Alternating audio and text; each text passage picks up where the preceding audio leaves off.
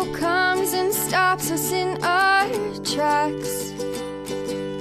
Bravely we prove in our striving, trudging together each day. Where there's a will, there's a way. Yeah, and where there's a will, there's a way, man. I'm telling you, there is. It's true. That is a true statement. I know because God told me in the last 24 hours. Good morning, everyone. Good morning, Brenda. Don't worry, my dyslexia is not in swing today. You should be safe. If you're here, please say hello. Let me know that you're here. If I say something you like, put up the like button or the heart button. Maybe I say something out of sorts. You can use the wow button. I wish they had more of them. Kind of fun, aren't they? So, all right. Man, God, and I can't talk about it yet. I'll talk about it tomorrow. God just continues to give me more and more gifts every day. I knew that things were going to change quickly. I didn't know it was going to be this fast. And it's kind of scary. Fun scary. So, let's read out of ODAT. Yesterday, Hazelden got yelled at. I agree with everything they say. So what? If we don't want to slip, we'll avoid slippery places. We're in agreement today. If you hang out in the barbershop for too long, you're gonna get your hair cut. For the alcoholic, that means avoiding old drinking haunts. For the overeater, that means bypassing a once favorite pastry shop. For the gambler, that means shunning poker parties and racetracks. For me, certain emotional situations can also be slippery places. So can indulge old ideas such as well-nourished resentments that is allowed to build to explosive proportions. Do I carry the principles of the program with me wherever I go? I certainly do everything that I can. Certainly. Good morning, Jill. Good morning, Mr. Livingston. Good to see you both. May I learn not to test myself too harshly by asking for it. Yes, be nice to yourself. Such testing can be dangerous, especially if I'm egged on. Not only by a thirst or an appetite or a craving for the old object of my addiction, but by others still caught in addiction whose moral responsibility has been reduced to zero. Today, I will remember, avoid slippery places, people, and things. I added people and things on there. Okay? Because they count also. All right? I'm going to let you know. Be careful who you hang out with, man. All right? Don't become auto friends, okay? Give relationships time. Get to know each other. You may find out this person doesn't have anything that you want. It was all a facade. You don't know. We are human beings. Jill and I know this. And we know it because we've been through it. All right, looking within. Made a searching and moral inventory of ourselves. All right, let's see. 2 out of 3 people should disappear since we're talking 4-step. Okay. That is how it works, though. All right, Spalsy, it's time to start the 4-step. You're not going fast enough for me. I'm going to go find somebody else. Oh, okay. All right. I'm not an easy sponsor, man. I'm nice to you guys. But if you work with me, I'm on your butt. Okay? I'm on your butt and I won't even say a word.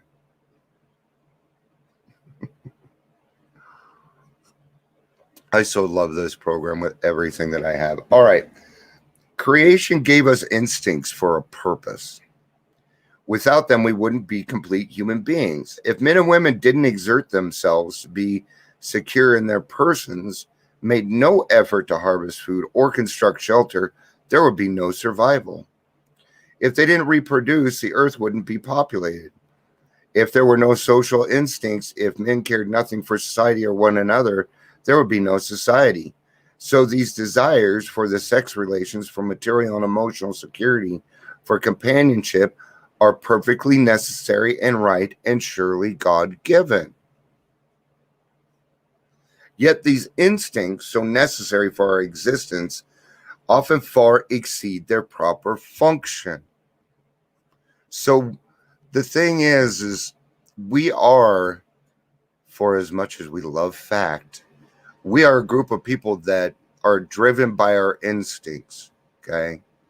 Just go take a look at it, at your life. Well, the alcohol's over there. Alcohol's over there. Okay.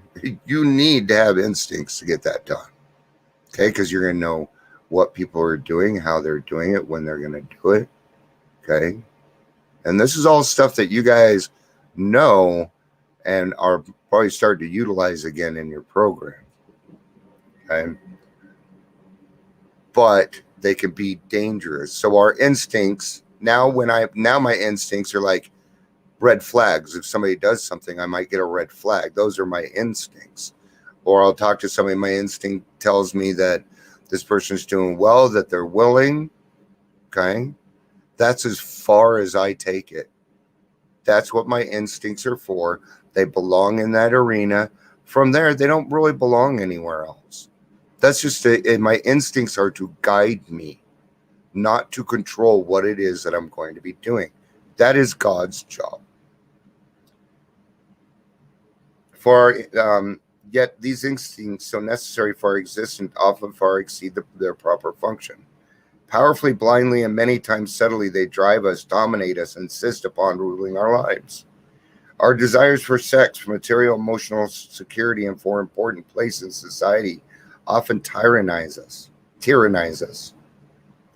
When thus out of joint, man's natural desire causes him great trouble, practically all the trouble there is. No human being, however good, is exempt from these troubles. Nearly every serious emotional problem can be seen as a case of misdirected instinct. When that happens, our great natural assets, the instincts, have turned into a physical and mental liabilities. They are also emotional liabilities. Okay? Anytime you have a mental liability, there's an emotional one with it. I'm going to let you guys know that. Okay? Mental and emotional, they almost tie together. They are separate. Okay? But if you have one, you probably have the other, just so you know. But what should we work on first? Spirituality. We should work on our spirituality first, and the rest just kind of fall into place. Step 4 is our vigorous and painstaking effort to discover what these liabilities in each of us have been and are. We want to find out exactly how, when, and where our natural desires have warped us. We wish to look squarely at the unhappiness this has caused others and ourselves. By discovering what our emotional deformities are, we can move toward their correction. Without a willing and persistent effort to do this, there can be little sobriety or contentment for us. Without a searching and fearless moral inventory, most of us found that the faith which really works in daily living is still out of reach. Right? So God is doing for us what we cannot do for ourselves. They're talking about 9-step promises there. Okay. The fear of economic security will leave us. Okay. I can talk on that a little bit. Okay. In the last 2 years, I made $3,000. Okay. I'm here. It's still all here. Didn't go away. God still wants me around. Do you want to know the kind of feeling I get every day knowing God has my ass totally covered? It is freeing. And it allows me to go out there and be the best person that I can, right? I'm going to pull out my 4-step. Don't worry, none of you are on it. I didn't know any of you yet.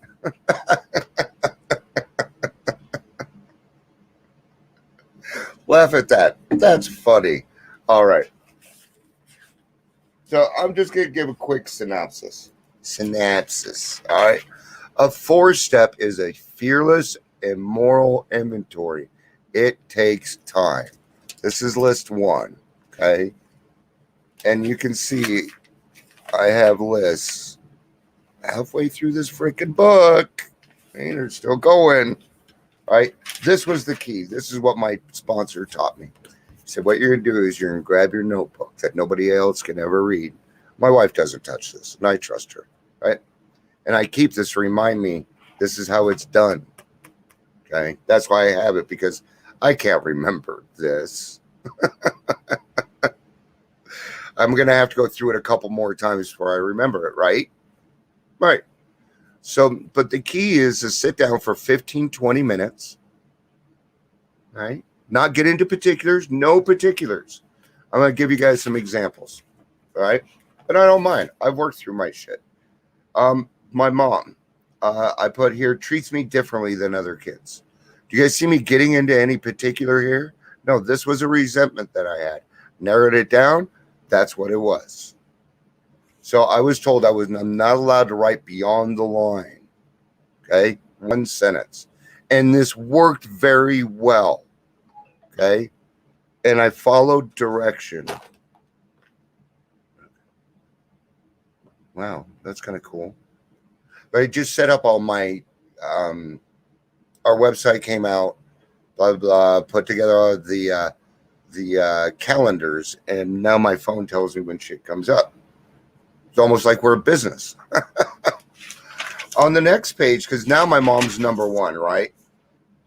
My self-esteem. I'm not feeling equal. This hurts my pride. Not.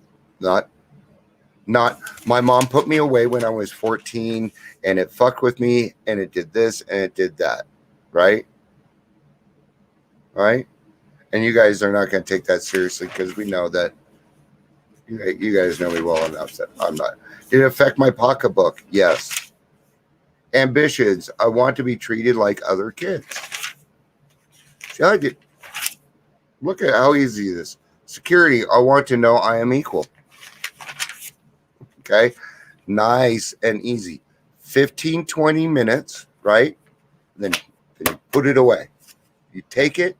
You say, God, this is yours for now. And you put it away. Okay? And that is how you start to learn how to let go and let God. Right? Even if you come up, oh, wait a minute, what about that one other person? I got to put it. Nope. You're done with it for today. No. Go spend some time with your fucking family, man. That was the first thing that my sponsor got me on. Family. Said your first job is go back and make sure that your wife and your kids are taken care of. It's your job. He knew I could handle that part, gave me something to do. It was the right thing to do. And a tasty way to do it. All right, let's finish it up.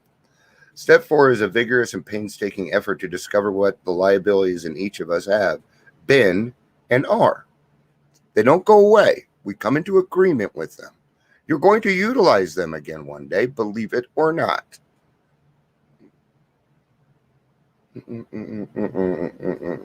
I want to find exactly how, when, and where my natural desires have warped me. I wish to look squarely at the unhappiness this has caused others and myself by discovering what my emotional deformities are.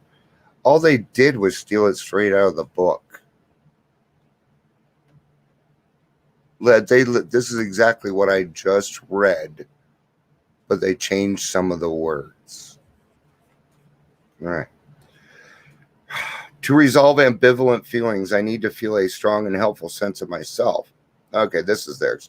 Such an awareness doesn't happen overnight, and no one's self-awareness is permanent. Everyone has a capacity for growth and for self-awareness. Through an honest encounter with reality, when I don't avoid issues but meet them directly, always trying to resolve them, they become fewer and fewer. And that's what happens when you live in the solution, right? I don't live in the problem anymore. No. That is not a good place for me. Not only that, but it sucks. What a horrible way of life, man. I did not enjoy it anymore. That is for sure. Were there fun times? They were pretty far. They weren't worth the price I had to pay. Yeah. So, but in order to get to where I need to be, in order to help the people that I really wanted to help, I had to do a thorough 4-step. Is it going to hurt? Yes. Yes, it is. Are you going to get through it? Yes, you will. Are you going to be a better person on the other side? Fuck yeah. All right, guys. I have a lot of cleaning up to do. Love you guys. Peace out. And just pray for me between 10 and noon. Okay. I have something huge today. I think it is. I don't know. It's April Fool's Day. Who knows? Peace out. Love you guys. Bye.